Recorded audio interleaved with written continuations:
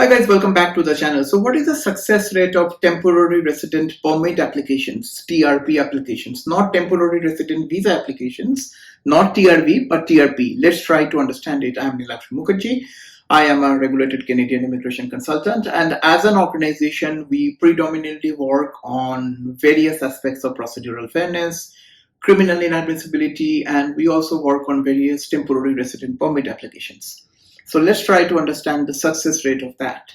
Now, if you do not know what a temporary resident permit is, if you are banned from entering Canada due to whatever reason, if you're inadmissible from entering Canada, yet you have a valid and a compelling reason to come to Canada, temporary resident permit gives you access to Canada for a temporary period of time, provided that your presence in Canada will not have any negative impact on the health, on the safety, and the well-being of Canadians.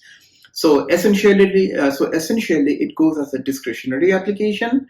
So you have to obviously cite the relevant reason as to why do you want to come to Canada. You have to explain why you're banned from entering Canada and why do you want to come to Canada, along with the fact when do you want to go back from Canada, and obviously all the other subsequent factors such as your home ties and all the other factors. Now, because this is a discretionary application, it depends on a lot to a significant aspect on the explanation part of things. So there are two aspects to this kind of application. I would say that 70% of the role plays by how well you're able to articulate your story, the compelling reasons, and 30% of the story is on the documentation.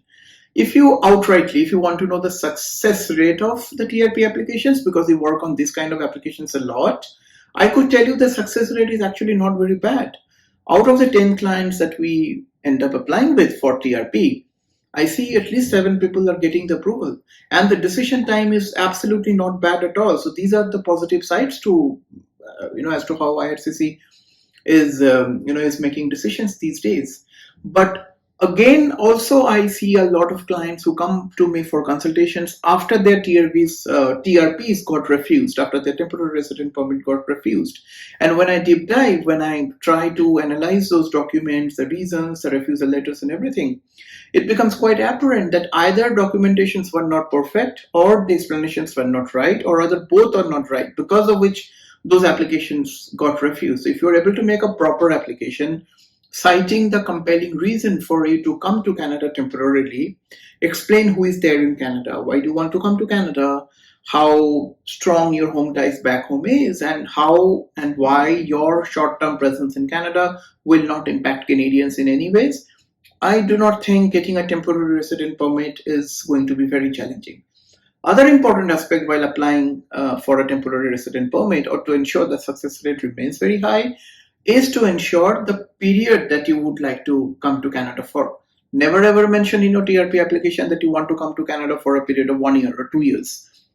It has to be a reasonable 1-2 years is a very long time for an officer to give you a discretionary order to come to Canada.